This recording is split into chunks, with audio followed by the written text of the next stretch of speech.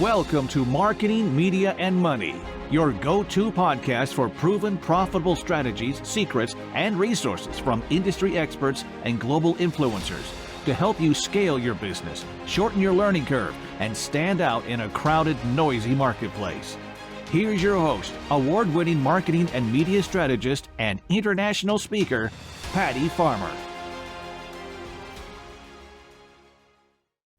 Hello, everyone, and welcome to this week's episode of the Marketing, Media, and Money podcast. And I am really excited today because we're going to talk about one of my favorite topics, and that topic is Mastermind. So I want to ask you, what if you could tap into a powerhouse of collective genius, like your own personal board of directors, dedicated to solving your toughest business challenges, sparking innovative ideas, and holding you accountable for reaching your goals? Well, Mastermind groups are transforming the ways entrepreneurs and leaders grow, offering a space where a collaboration replaces competition, fresh perspective, drive success, and accountability fuels personal and professional growth. And I have to tell you, you're going to hear about a lot of masterminds. You probably already are, but I'm going to introduce you today to the person who I feel is expert of experts on this topic. Somebody I've known for a while. I've hired her myself more than once, and now I get to share you with her. So let me tell you about her. So Karyn Greenstreet is a small business consultant and a mastermind group expert and the founder of the Success Alliance, an education company devoted to helping individuals and organizations design and grow their own mastermind group and peer advisory. She's been creating and running mastermind groups since 1994 and has been teaching classes on starting and facilitating mastermind group for over 20 years.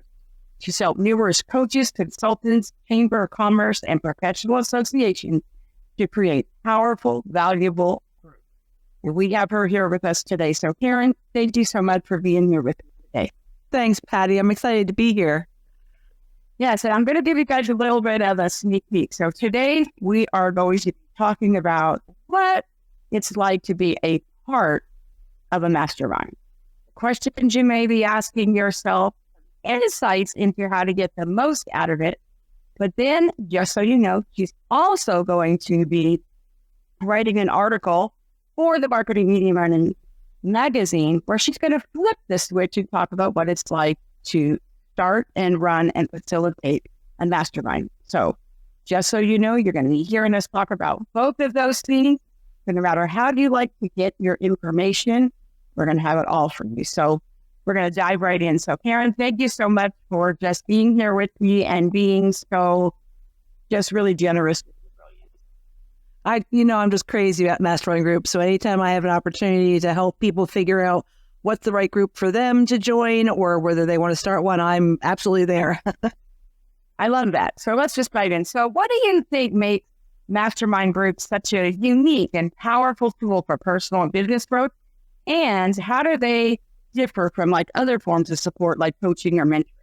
Right. So a mastermind group is a group of people that meet together on a regular basis. We call them sometimes peer advisory boards because the people that are meeting are peers with each other. So they're all business owners at a certain level or business owners who are in certain industries, or they're in a particular region, like they're all retail owners in Chicago, kind of a thing. And there certainly are mastermind groups for other types of people, parents of teenagers and, people going through divorce and all. It's a great support opportunity in a lot of ways. So when people are joining mastermind groups, it's different from, say, group coaching or one-on-one mentoring because it's the peers who are sharing their collective wisdom with each other. They're brainstorming ideas together. I mean, have you ever had like lunch with somebody and you say, hey, look, here's my problem. And all of a sudden the two of you start brainstorming solutions and it kind of escalates. Well, that's what happens when two people get together and try to figure out things and come up with creative solutions. Well, imagine that time 6 people or 8 people or 10 people is just magic.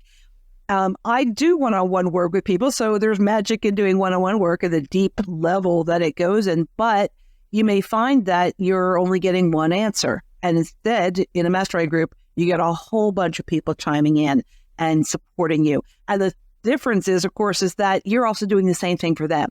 So it's about asking for help and it's about giving help.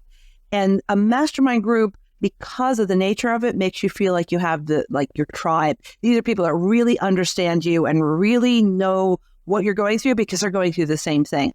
And so you feel like, okay, these people have any emotional agenda except for what I'm trying to create in my life. And that's wonderful because sometimes the people that you surround yourself with, family, friends, they have an emotional agenda. They have their needs they want to get met as well. Whereas in a mastermind group, it's all about you and all about the group. And I think that's really great. Hence, like why it's sometimes called like having your own board of directors. And I understand what you're saying too, because I have to tell you, when I get together with what I like to call my inner circle, that is what happens when we have those conversations. And I have to tell you, over time, it used to kind of trip me out a little bit, but now it happens so often it doesn't. But sometimes when I have those conversations, the person that I'm meeting with, all of a sudden they got their notebook out. And I'm like, what's the notebook for? Like, I know we're going to say something great. And I want to take notes. And I'm like, I haven't said a thing yet. But they know.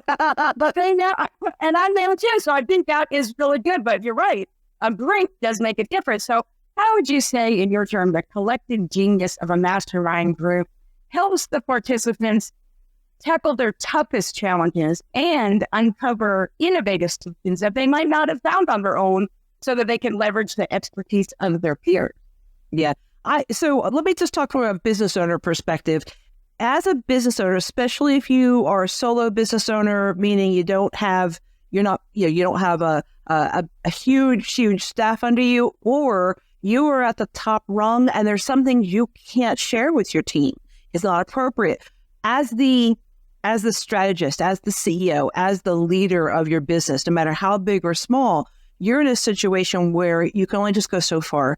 You can only brainstorm just so much before you're like, I really need to be talking to people who are at my level and understand what this is and be able to tap into their experience.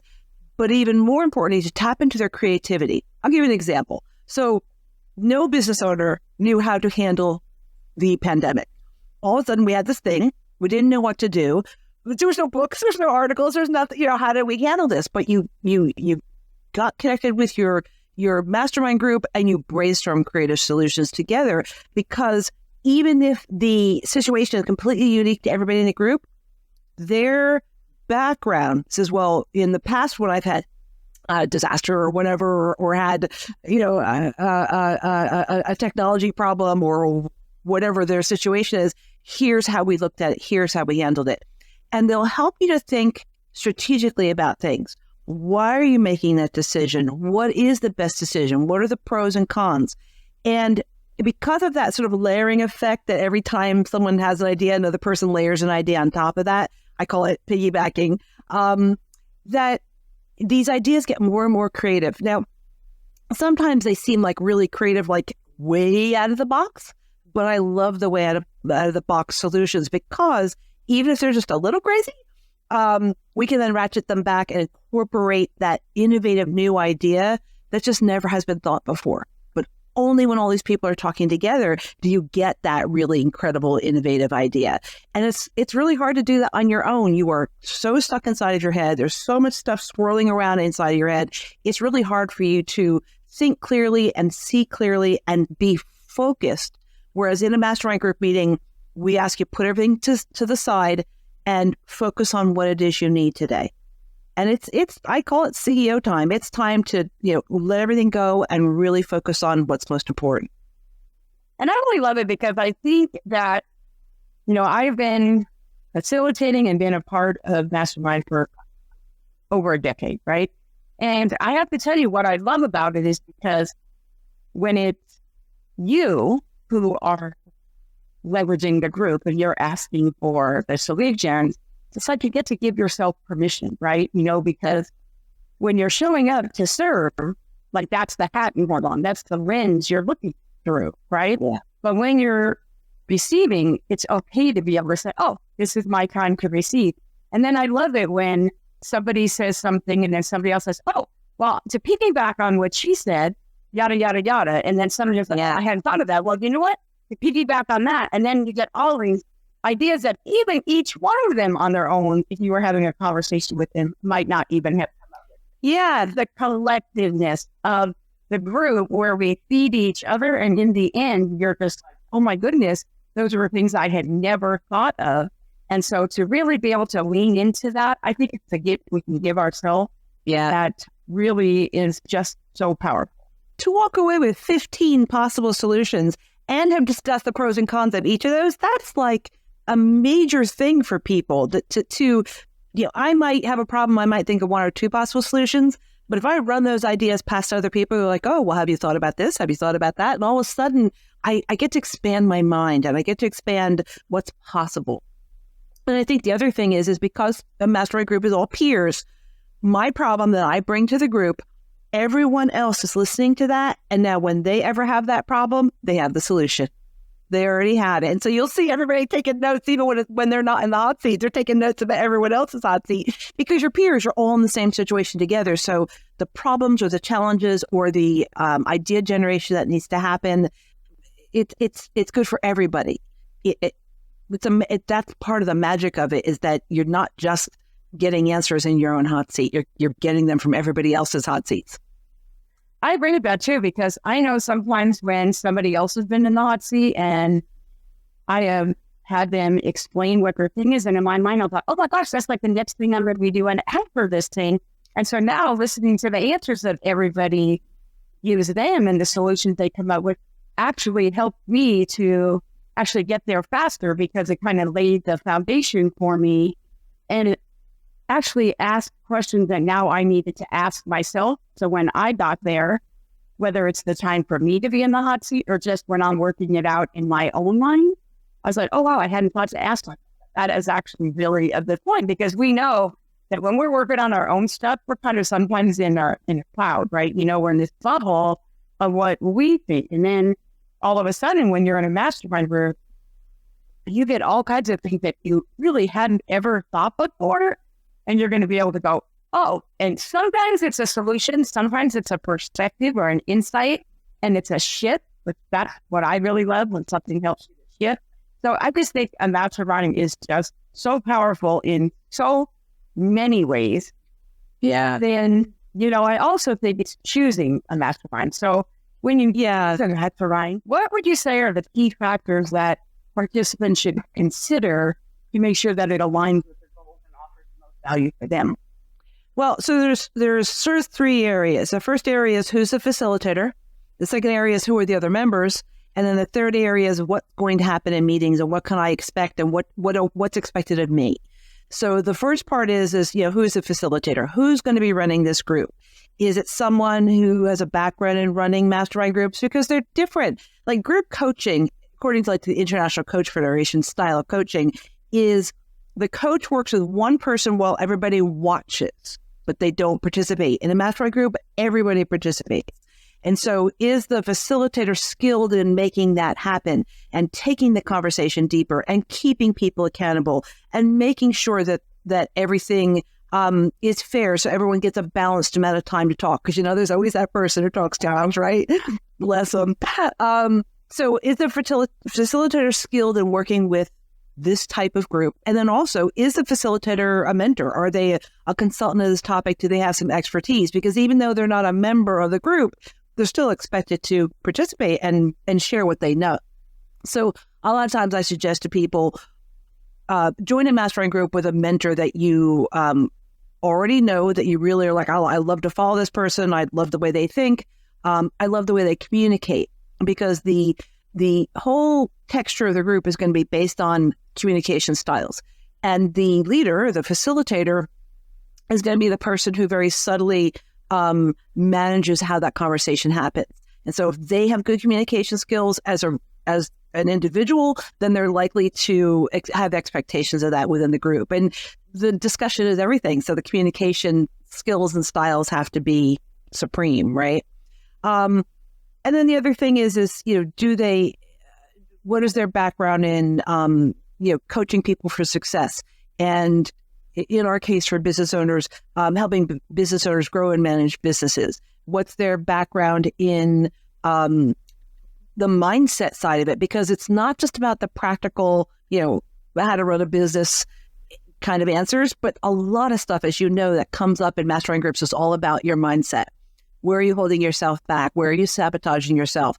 Where is your thinking getting you limited into what's possible? Where are you making bad decisions? Where are you assuming things? Where are your biases? Well, is the facilitator skilled in knowing all those things? Because your other members aren't skilled in that. They don't have a background in that kind of psychology, but the facilitator should, right? Mm-hmm. The second thing then is the peers. Who's going to be in a group? Now, if it's a brand new group, the facilitator won't know because it's a brand new group. But look carefully at their materials. Who is the group focused to? And is it focused towards the kind of people that you feel would be your peers? So as an example, new business owners would love to be in a mastering group with people who've been in business 20 years. But for the people who've been in business 20 years, having a new person in the group doesn't really help them. So you want to know, what is the level, what kinds of businesses would be represented.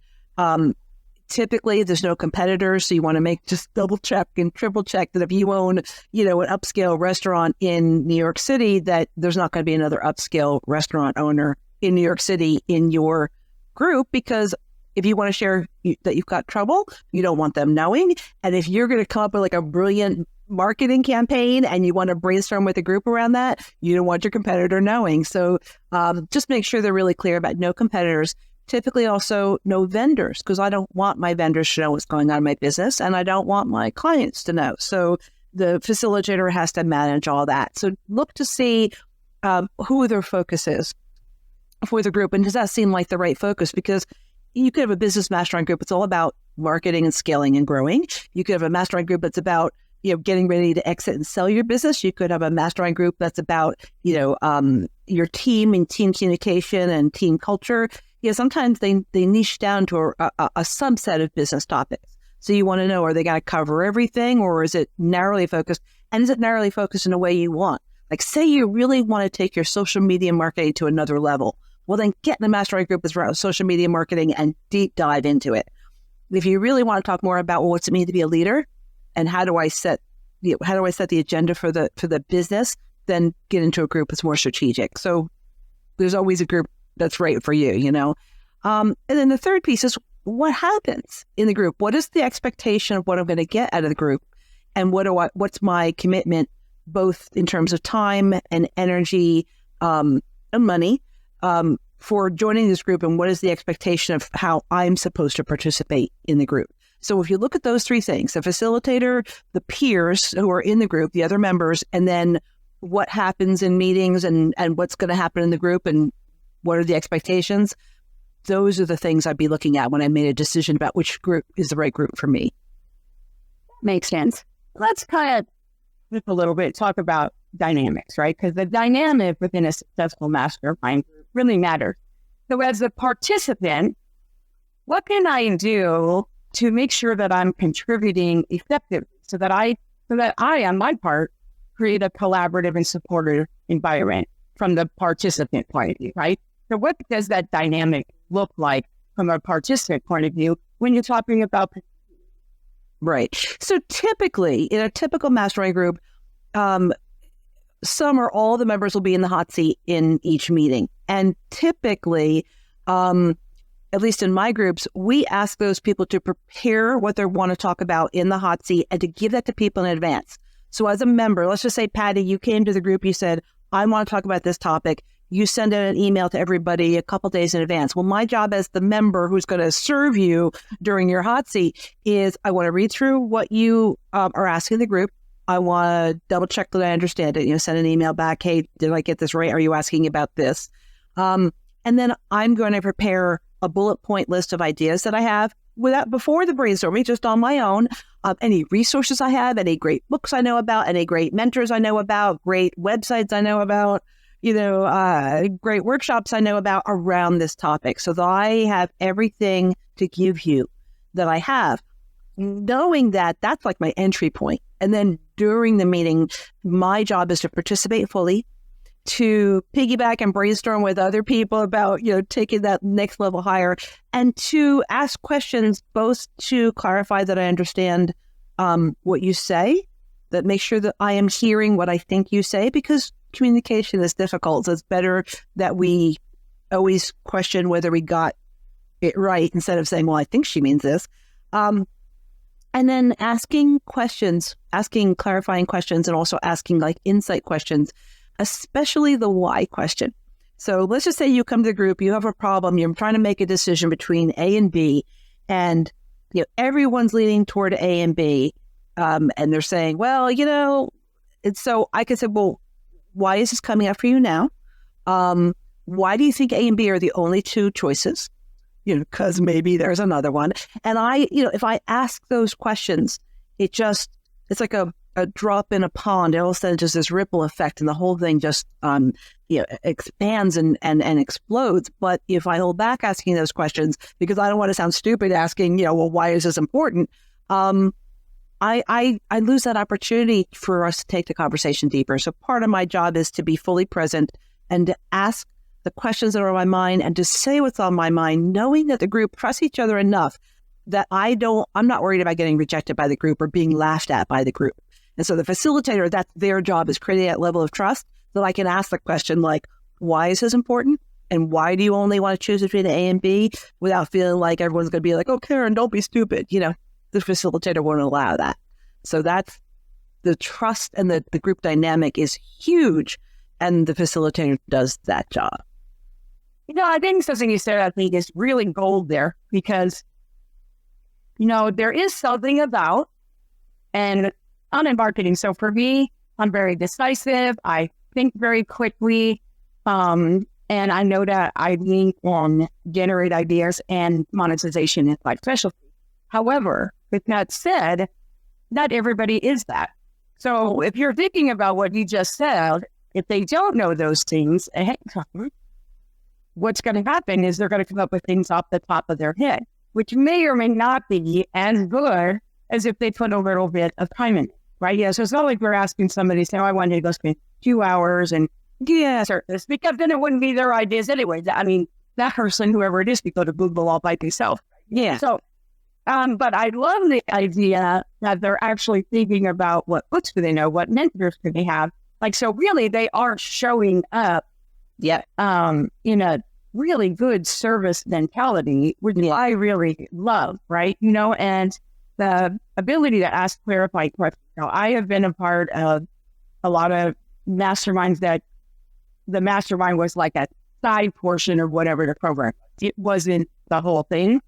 And so a lot of times when I've seen that happen, they're like, okay, yeah, tell us your thing, and then now we're going to give you solutions, and no clarifying question were ever able to be added. Yeah. Of course, really waters down into loops what can happen because they didn't get to ask those questions. So I actually really love that. But since you did mention trust, I think that is very important. How do mastermind groups foster that sense of trust and openness among the participants? And why do you think it's critical for sharing and receiving their valuable? Yeah, so the way we build trust in a group, or the way we build trust with anybody, is two ways. Showing up consistently. You're always there every meeting. You don't bail, because how would you feel about someone with, let's just say you met once a month, and the person's there 1 month, and then they disappear for 2 or 3 months, and they show up again. And you're like, who is this person? They come and they go. How serious are they about the group if they don't make a commitment for showing up? So literally showing up consistently is a massive way to build trust. And so the facilitator should be requiring people to attend the meeting. I mean, unless there's blood on the ground, you should be there. With that said, sometimes business owners do have a fire they have to put out, or they have a conference they're speaking at that they can't change the date. Then they should let the group know in advance. Because again, building trust is a matter of respect. Am I treating the group with respect and letting them know if I can't be there, or am I doing my homework when I know who the hot seats are? Did I spend 10 minutes per person doing a little bit of homework, or did I walk in and wing it off the top of my head and not really contribute to the conversation because I didn't do the work I was supposed to do to prepare for the meeting? The second way we build trust is, I know it sounds weird, so showing up consistently and consistently showing up. And by that, I mean that you show up the same person each time, and that you show up fully present and fully participating. And you probably met people like this. one time you meet them and everything's great. The next time you meet them, they're like this super angry person. You're like, who are you? And you're walking around eggshells because the next time you meet, they're nice again. And the next time you meet, they're angry again. And you just don't know which person's going to show up. So in a mastermind group, you need to let go of the day and show up fully present as your human self. And we wear a lot of masks as humans. So, that's just part of who we are. It's a facilitator's job to help us to feel free enough and safe enough to let go of some of those masks. So those first few meetings, we're just building trust. Usually by the third meeting of a group, that trust should be pretty set if the facilitator knows what they're doing. Because then I feel like I can kind of, let down my guard. I can open up my kimono and say, well, this is what's really going on in my business.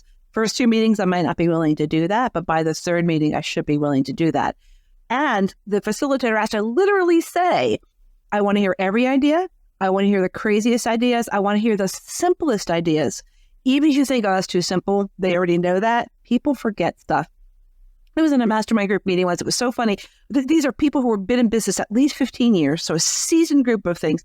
And this one woman was working on a new marketing campaign for a new product that she had. And someone said to her, I know this sounds stupid, but does your audience want this?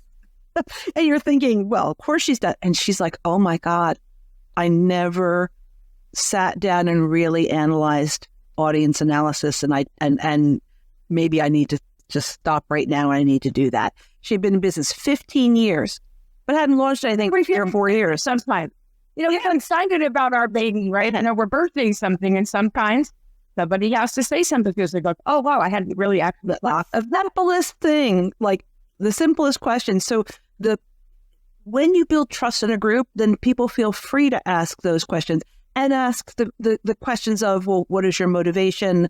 Where are you holding yourself back? All those kind of questions. Those questions are asked when there's safety in the group, when it's safe to ask. I think that really does make sense. And something you said really made me, I want to back for a second. So when you were talking about how sometimes things do come up, right? Mm-hmm. Sometimes somebody is going to be speaking at an event.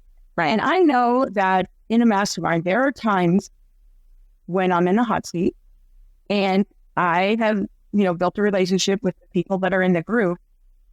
But I know that there's times that whatever the thing is that I'm coming to the table with that time, I'm thinking to myself, oh, I can't wait to hear how, Sally is going to answer it. Because they're similar enough that you got to know them a little bit and you're really excited to hear what they are going to say.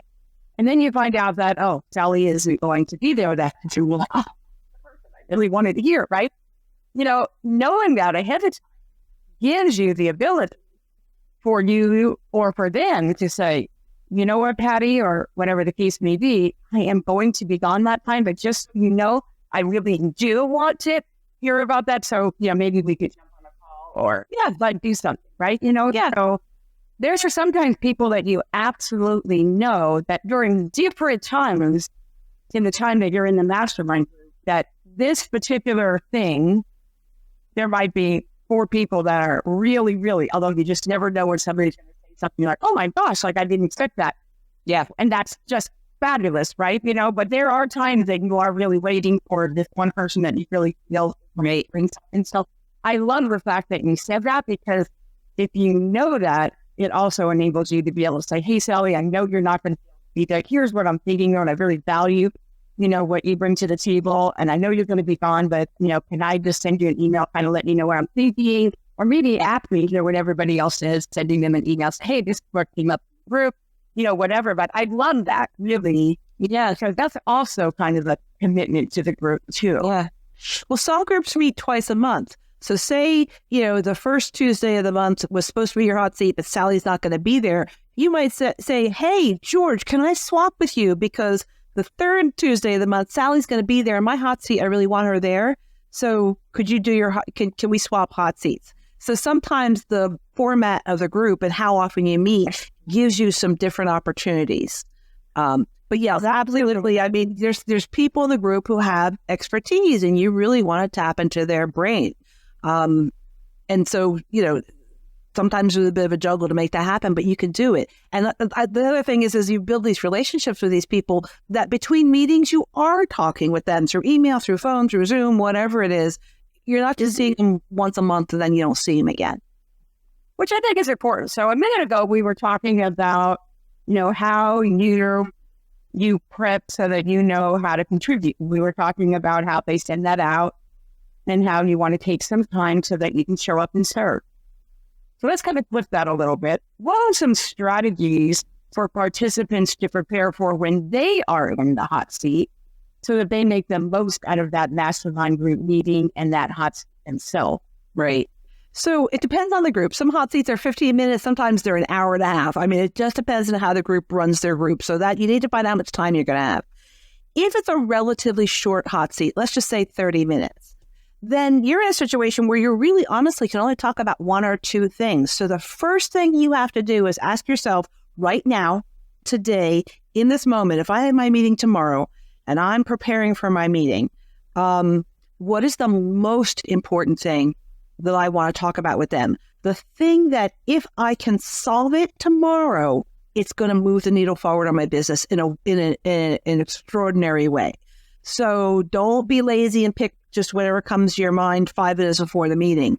Really sit and think about it from a strategic perspective. What problem do you have to solve? What decision do you need to make? What idea do you need to brainstorm around with people to make sure that you're not crazy? You're like, I have this idea. I just want to double check that it's not too weird. What is it that you need help with? Sometimes the thing you need help with is accountability.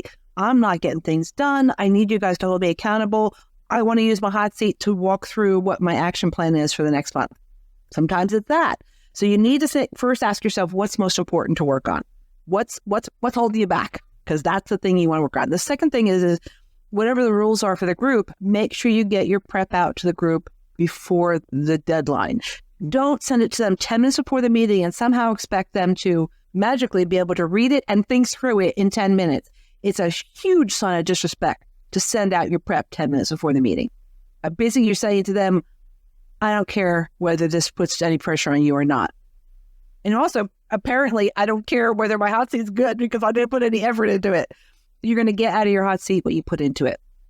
So I think the other said something, did it? I think what you said right there, though, I want to touch on that. When you said, like most people are thinking, I have actually heard people say, well, I'm not struggling with things right now. Things are going good in my business. That's great, I think, but that doesn't mean you don't have something to ask. Because what you just said, I think, makes sense when you're saying, what decisions do you have to make? Doesn't mean it's a struggle. Doesn't mean everything in your business means that something isn't going well. It could be that something is going well and you're thinking about, this is going really, really great. Here's some decisions I'm going to have to make because it is, and talk about those. I think a lot of times people think that masterminds really are about just solving problems, what is a problem, but I don't think that's true. No, a lot of hot seats are forward thinking. Where do I want to be in 3 months? Where do I want to be in 6 months? How do I design this?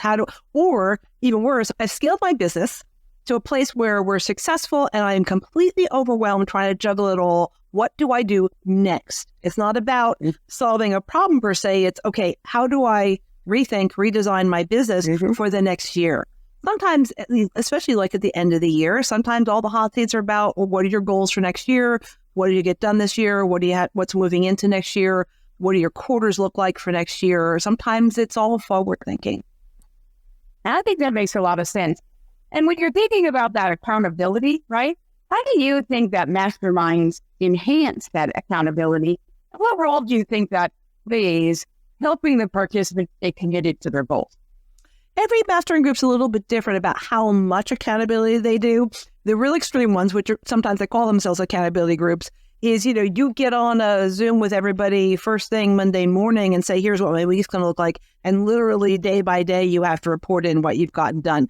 That is for people who need that level of support. They're like, look, I got a big project to do and I need to stay on top of it. If I mess up even a day, it messes up the whole plan. Some mastermind groups, they touch on accountability, just asking people like, what's your quarterly goals? So it's a wide range of accountability.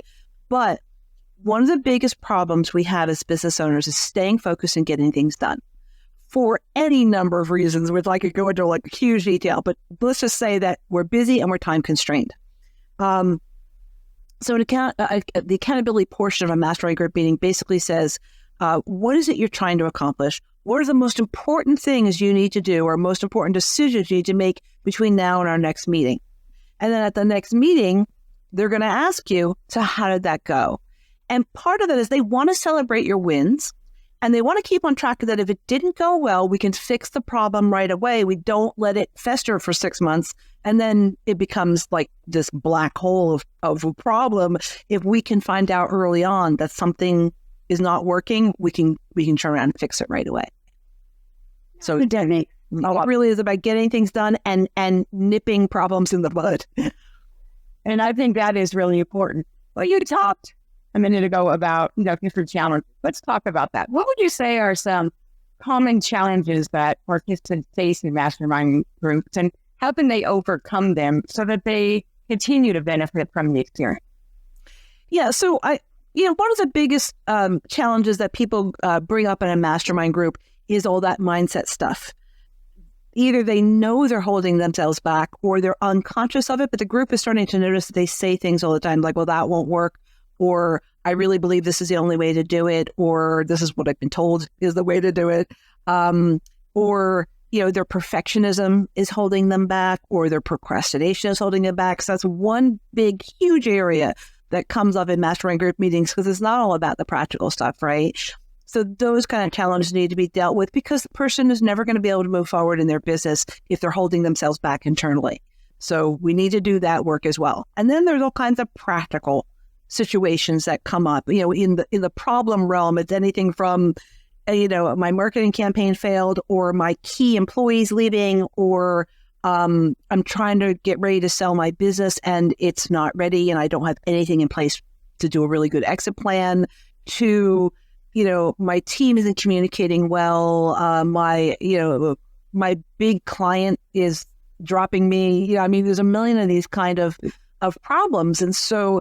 And they come up all the time. That's the nature of business. And so a mastermind group needs to be flexible enough to deal with whatever problem is coming up. That's why I said earlier, if you really want to work deeply on social media marketing, and find a group is just about that. But if you kind of want to work on the totality of your business, find a group is a little bit more generic, and they'll talk about whatever topic you want to bring up, whatever's most important to you. What you don't want to do is get into like a social media marketing group where you can't talk about your key employees leaving, because it's not appropriate. No, that makes a lot of sense. So Karyn, you've been doing this for a long time, and you've been a facilitator, you train facilitators.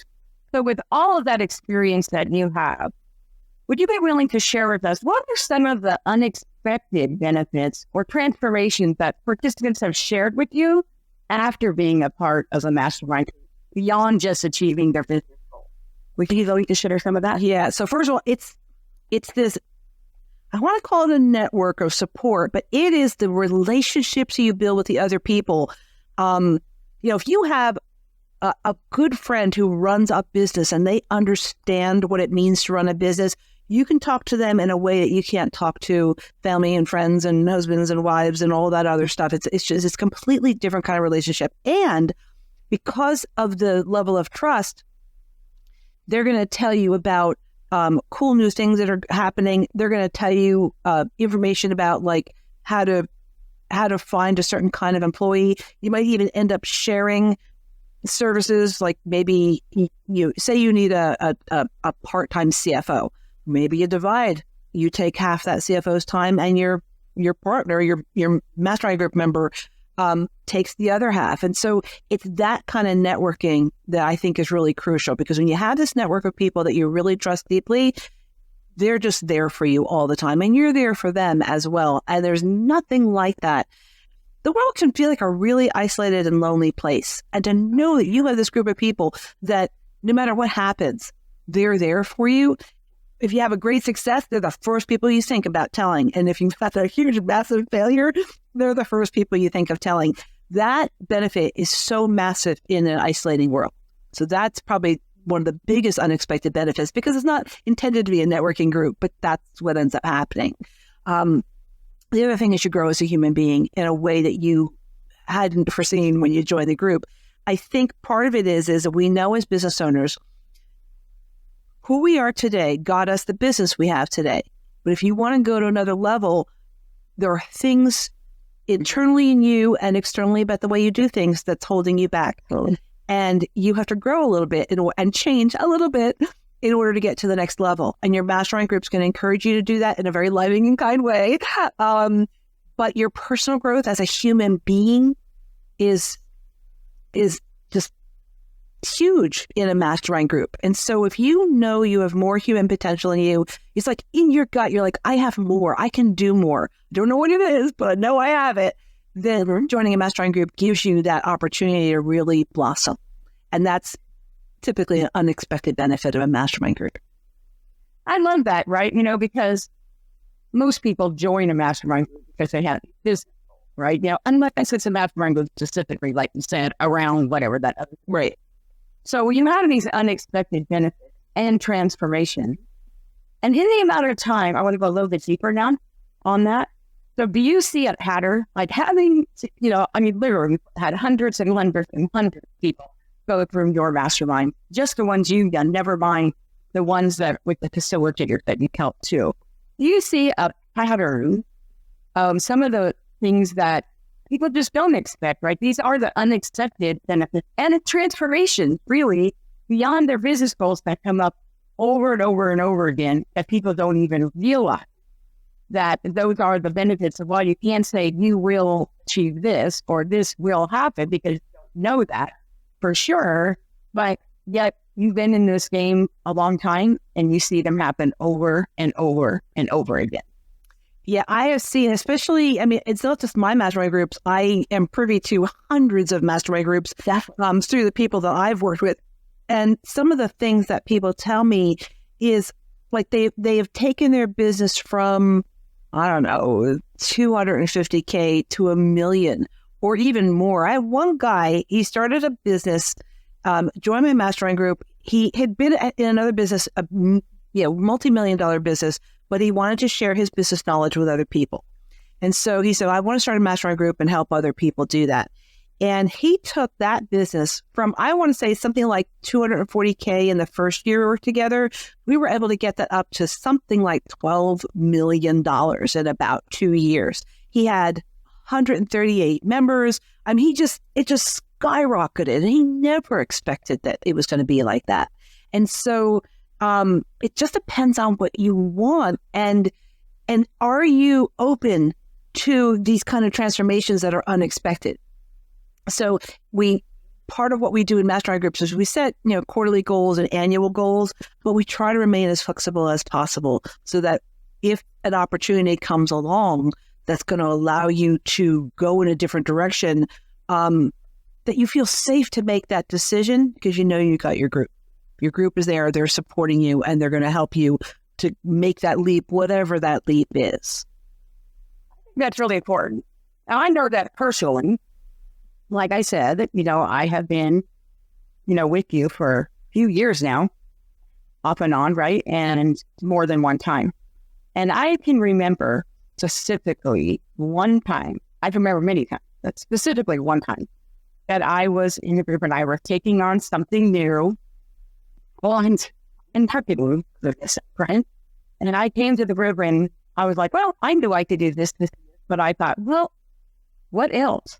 Like, what else could I also do that I wasn't thinking about? And I remember coming to the hot seat with them. And so much great stuff. And a couple of it was pretty simple, right? And I was like, oh, okay. But some of it was like, oh, it was something I hadn't thought about. But then I even remember that this is kind of why you don't hear about who the facilitator is too, because I remember that after everybody else got done, I remember you saying to me, well, can we put everybody in? Let me tell you. And then you dropped some great stuff. I was like, oh my goodness, that was so good. But then of course we're all on a time limit. We have to move on. And I remember you saying, Patty, I'm going to contact you. I'll send you an email and go through some ideas. You ended up getting on a call with me.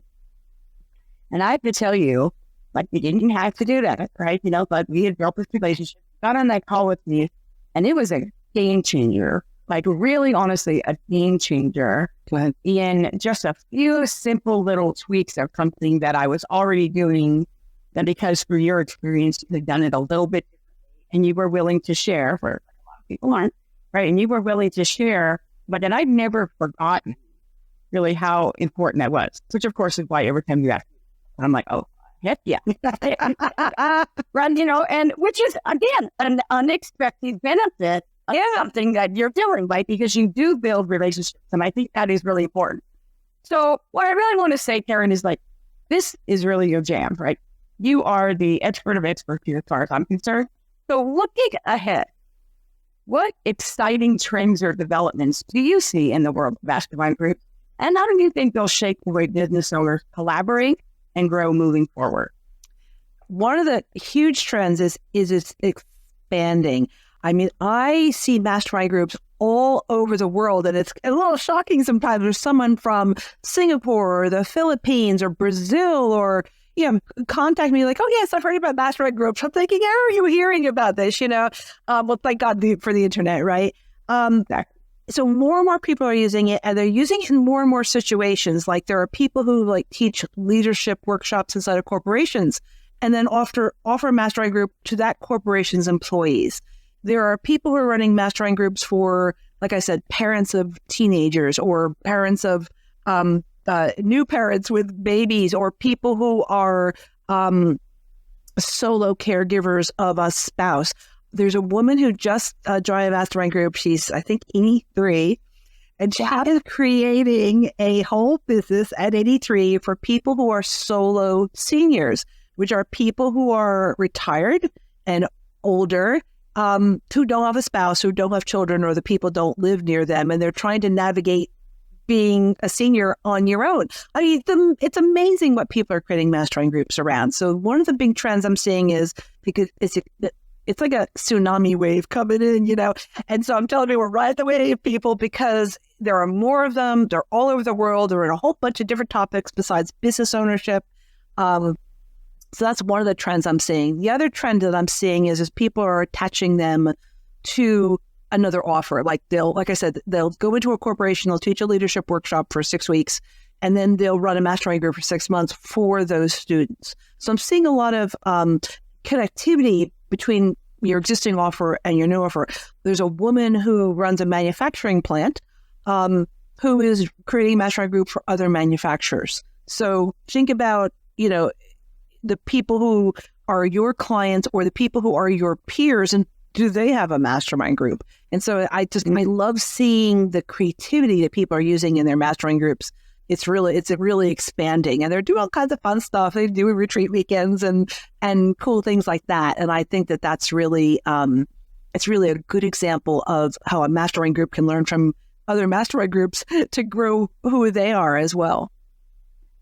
That is really important, because I know that when I'm making a decision, like I don't think I've not been in a mastermind for 10 or 15 years for sure. I mean, and I'm always in at least one.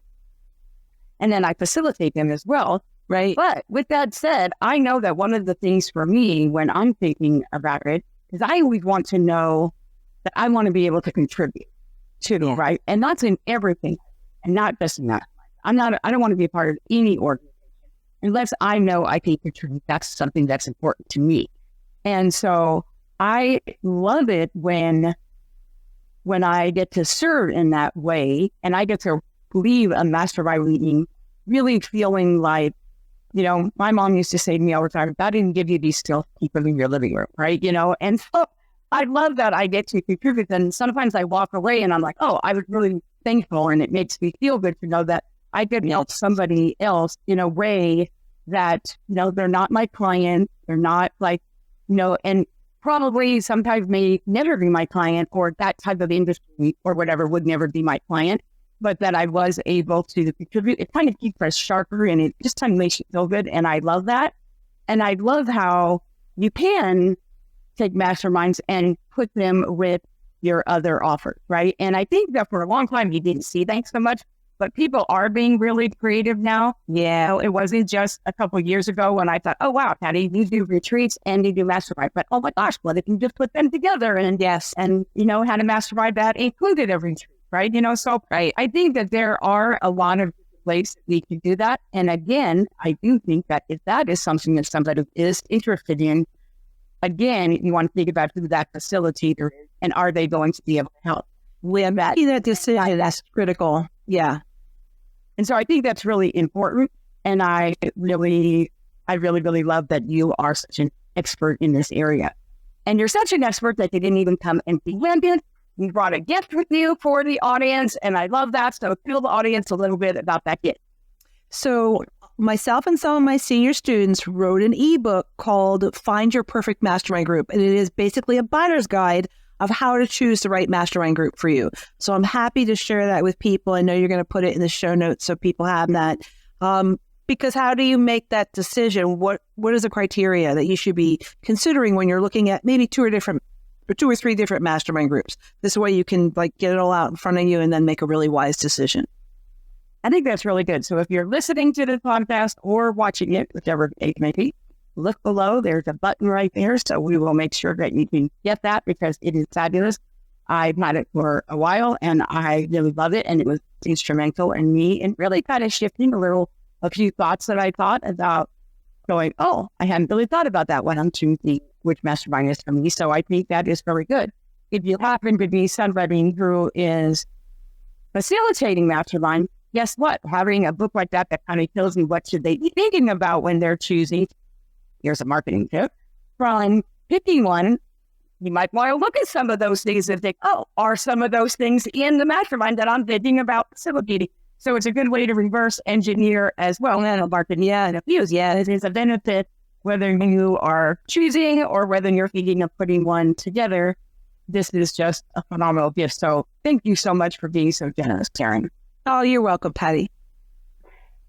So I know everybody's going to want to connect with you. So can you tell everybody, what is the best way? And before you do, I want to tell you, if you don't do anything else, I just have to tell you, we're all so busy. But I will tell you, she is numero uno, the first blog I read. So you want to make sure you get on her list so that she sends you her stuff, because I have to tell you, she probably has the most comprehensive, most interesting, most valuable blog ever.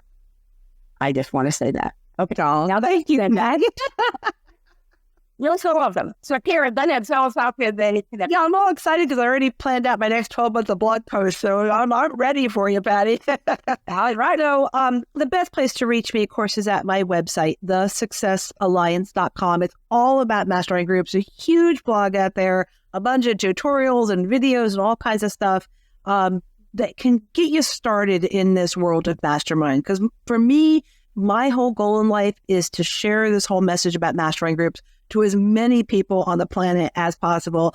I'm thinking Antarctica next, because they're very lonely down there. They need a mastermind group. But anything that I can do to help people to either figure out which is the right group for them to join or to start a group, I am totally there. And I love that she has lots of good stuff there on both of those. So that's good. I also know that, for me, we're connected everywhere. But it seems, what social media platform do you spend the most time on? Mostly Facebook and LinkedIn are the two places where I talk to the most people. And typically, especially LinkedIn, because it tends to be the professional network and business owners are out there and stuff. But I put stuff on both sites. That's awesome. Thank you so much, Karyn. I appreciate you so much for being here. I've been looking forward to this podcast. I can't wait to share you.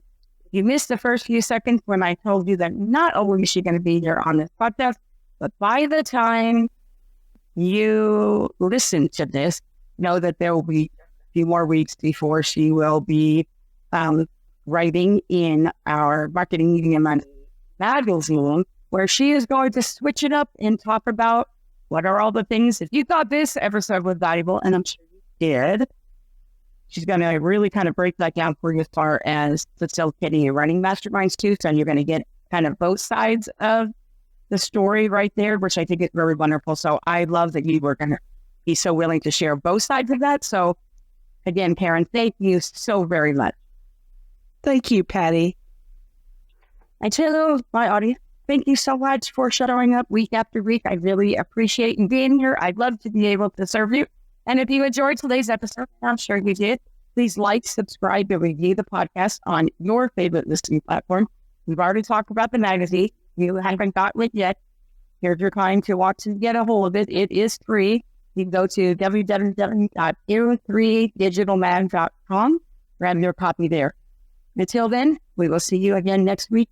You have a wonderful week. Thank you so much. Bye now.